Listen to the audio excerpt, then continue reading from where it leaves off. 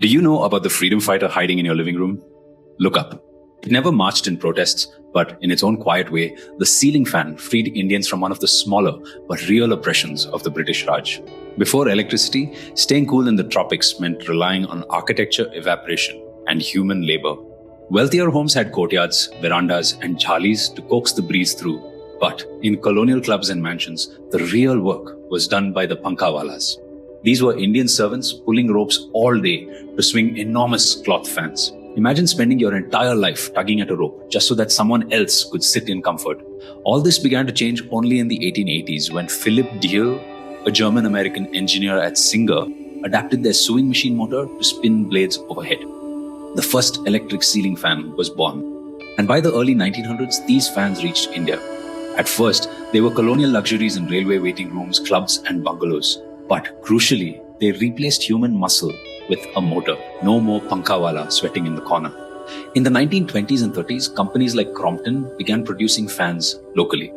Prices dropped and adoption spread. And by independence, ceiling fans had become a middle-class aspiration. By the 1960s, they were everywhere, buzzing in classrooms, offices, and bedrooms across the entire country. The fan had also closed an unlikely loop. The sewing machine was born in the US, partly to meet global demand for Indian hand-woven textiles. Decades later, the same motor gave rise to the ceiling fan, returning to India to revolutionize homes, architecture, and daily life. It didn't topple the Raj, but it did dismantle one of its quieter systems of exploitation. A small act of liberation, spinning silently overhead.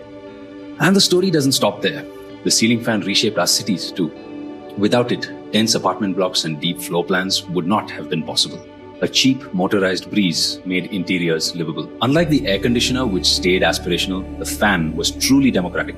Comfort for millions. And today that revolution still spins. Indian startups like Attenberg and Superfan are pushing efficient fans that save electricity. And meanwhile, companies like Fansart, which is based in Bangalore, are making designer fans that feel luxurious and aspirational once again. So the next time you look up, remember, those blades aren't just cooling your room. They are part of a quiet revolution that once freed Indians from pulling ropes while the British pulled our strings.